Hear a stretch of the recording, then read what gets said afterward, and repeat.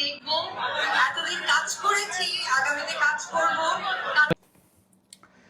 আপনি হচ্ছেন একজন ব্যক্তিত্বহীন মানুষ, আপনি হচ্ছেন একজন দুই মুখো সাপ, আপনি হচ্ছেন একজন পল্টিবাজ, আপনি হচ্ছেন একজন আত্মসম্মানহীন একজন নারী এবং পুরো নারী জাতিরই একটি কলঙ্ক।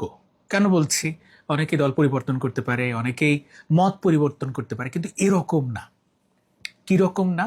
যিনি আওয়ামী লীগ হৃদয়ে ধারণ করেন, যিনি নিষিদ্ধ আওয়ামী লীগের কার্যক্রমে অংশ নেন, যিনি একের পর এক অংশ নিয়েছেন নির্বাচনী প্রচারণায়, আমি ডামি নির্বাচনে অংশ নিয়েছেন, সেই অপু বিশ্বাস কি করে বিএনপির প্রতিষ্ঠাবার্ষিকীর সভায় থাকে?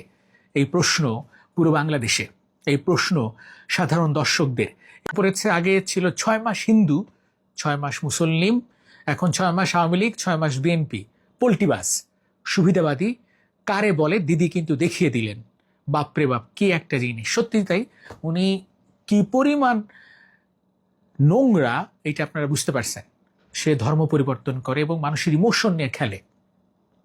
আমরা যারা মুসলমান আছি, ধর্মীয়ভাবে ভীষণভাবে ভীরু, আমরা ধর্মকে ভালোবাসি, ধর্মের ব্যাপারে কোনোভাবে আপোষ করি না, সেই মানুষটা ধর্ম নিয়ে বিজনেস করে। 6 মাস হিন্দু, 6 মাস মুসলমান, আবার কখনো অপু খান, কখনো অপু বিশ্বাস। কি যে নোংরামি!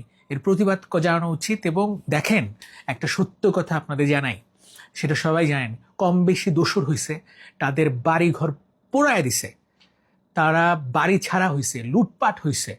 আর অপু বিশ্বাস কত সৌভাগ্যবতী, তার বাড়িতে কোনো হামলা হয় নাই, তার ব্যবসা বাণিজ্যে কোনো হামলা হয় নাই, তার ঘর বাড়িতে কোনো হামলা হয় নাই, কোনো লুটপাটের আশঙ্কা হয় নাই। তিনি নির্দ্বিধায় ফিতা কাটতেছে, নির্দ্বিধায় বিভিন্ন ব্যবসা প্রতিষ্ঠান উদ্বোধন করছে, ঢাকা এবং ঢাকার বাইরে যাচ্ছে, কোনো সমস্যা হচ্ছে না। কিন্তু সে কিভাবে এরকম কাজ করে?